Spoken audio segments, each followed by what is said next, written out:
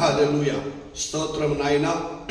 పరిశుద్ధుడా పరమ తండ్రి, నీకే స్తోత్రాలు చెల్లిస్తున్నాం. నీ కృపను బట్టి అని ఆ మోడి బారిన నా జీవితాన్ని నీ వాక్యము నన్ను బ్రతికించింది నాయన. జీవజలము ఓట అయినా నీ వాక్యము నన్ను ఆదరించింది. ప్రమాదముల నుండి, శ్రమల నుండి తప్పించింది నీ వాక్యము నాయన. నీ వాక్యానుసారముగా నేను నడవాలి. నా కుటుంబము బలపడాలి, మా సంఘము వర్ధిల్లాలి, మా గ్రామము బాగుండాలి, మా రాష్ట్రం బాగుండాలి, మా దేశం బాగుండాలి. నీ వాక్యము విడిచిపెట్టేది కాదు. నీ వాక్యం ద్వారాగా ఎంతో మందిని బ్రతికించావు, ఎంతో మందిని ఆదరించావు నా తండ్రి. అటు యొక్క వాక్యాన్ని మేము అనుదినము ధ్యానించాలి నా తండ్రి.